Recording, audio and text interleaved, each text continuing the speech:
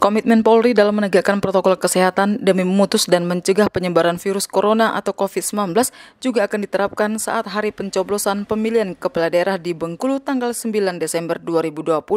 Kapolsek Muara Bangkahulu Polres Bengkulu AKP Kusnul Komar menyatakan, bagi pemilih yang telah diingatkan namun tetap tidak mau mengindahkan protokol kesehatan bakal dilarang memberikan hak suara ke bilik TPS. Kapolsek menjelaskan sikap tegas tersebut tentunya harus dilakukan mengingat ancaman COVID-19 di Kota Bengkulu masih terbilang tinggi. Bahkan untuk wilayah Kecamatan Muara Bangkahulu sendiri saja, kini telah tercatat terdapat 78 kasus reaktif COVID-19. Menurut Kapolsek, selain mengingatkan pemilih untuk menggunakan masker, menjaga jarak, dan mencuci tangan, terdapat hal-hal lain yang harus diindahkan petugas pengamanan TPS dan pemilih.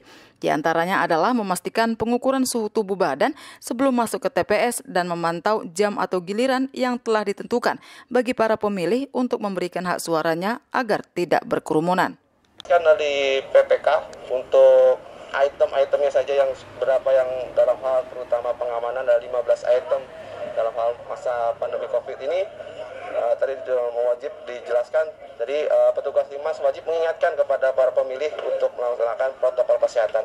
Kita untuk menghindari hal-hal yang tidak diinginkan, nanti para pemilih yang tidak mengikuti anjuran protokol kesehatan tidak boleh memilih. Sementara itu, Ketua PPK Kecamatan Muara Bangkahulu Albert menjabarkan terdapat 15 hal baru terkait pelaksanaan pemungutan suara Pilkada 2020 di TPS.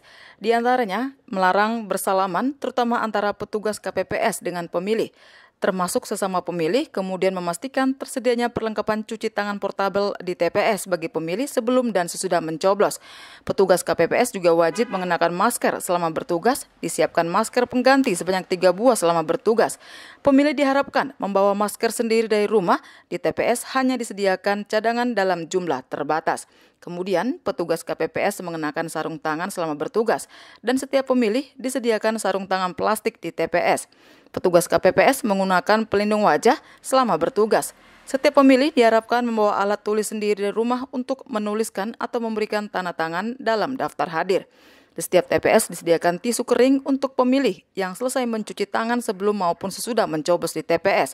Petugas KPPS yang bertugas di TPS harus menjalani rapid test sebelum bertugas, sehingga diyakini sehat atau tidak membahayakan pemilih selama bertugas.